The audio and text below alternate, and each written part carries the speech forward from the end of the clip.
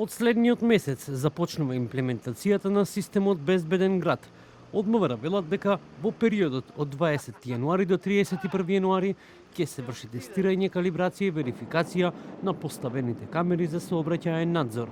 Граѓаните со кои што поразговаравме велат дека идејата е добра и дека само на тој начин може да се допринесе кон намалување на бројот на сообраќајни незгоди, особено оние со смртни последици.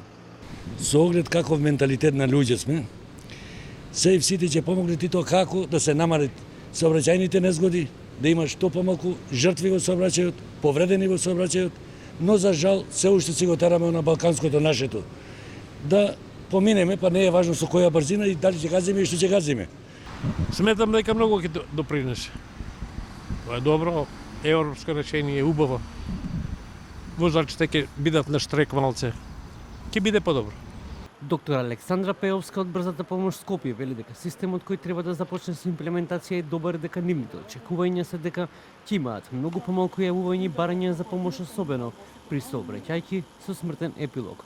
Потенцира дека ова е еден од начините како би се подигнала свеста кај возачите кои седнале зад волан и управуваат возило. Со SafeCity до некаде успеа да се поднамалат сообраќајките, меѓутоа очигледно се пази само на местата каде што ги има камерите, каде што имаат сознание дека има камери, меѓутоа се имаат случајно низанимили настани каде што се случија сообраќајни незгоди, прегаздени пешаци каде што нема камери и па ќе кажам несовесноста зависи и возачката култура која што имаме. Не секој пат знаеме да знае SafeCity или што и да се други начала за да се намали сообраќајките и воопшто значи да се има некоја култура во сообраќајот. Очигледно не може веднаш, очигледно треба време кај нас да помине подолго време за да може да се намалат сообраќајките и да бидеме малку поопрезни во возењето. Од МВР велат дека во моментов системот Безбеден град функционира на територијата на Скопје, Куманово и Тетово. Опремата е поставена веќе и на коридорите 8 и 10 и во секој момент се очекува да започне детектирање на сообраќајните прекршоци и таму. Во моментов, како што велат од МВР, граѓаните добиваат само опомена за сторен сообраќајен прекршок.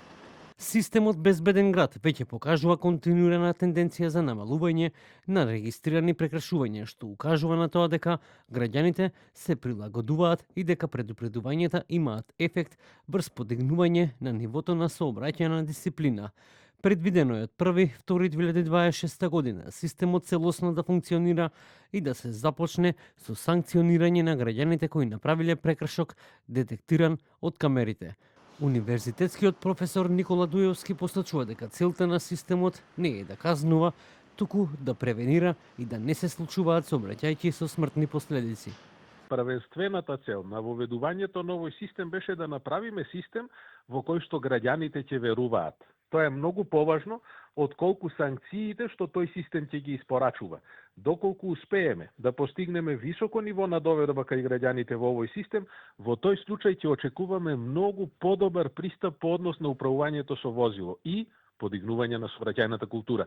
Не заради страф од казна, тоа не треба и тоа не би требало и не е приоритет на СЕВ-ова, туку заради воведување на проточен, безбеден и уреден сообраќај да си ги заштитиме децата, да ги заштитиме возачите почетници, да ги превенираме ситуациите како што беше онаа ситуација од пред 10 дена во Капиштец, од пред неколку месеци на Партизанска и така натаму. Сето тоа ќе бидат случаи кои што многу полесно ќе ги открива полицијата и нема да ни се случи било кој да може да предизвика сообраќајна незгода и за тоа да треба време додека полицијата го открие. Овој систем се разбира нема за цел да ги казнува граѓаните првенствено, туку има за цел да воведе ред во сообраќајот и јас навистина верувам дека ќе биде така. Во конкретниот случај треба да се внимава во сразмерноста на кривичното дело со одземениот предмет. Сега не може да се одземе возило, карикирам, од 100 или 200 илјади евра, тоа е сепак мое убедување и мислење, за прекомерно возење од повеќе од 90 од дозволеното на автопат и 70 на локален пат.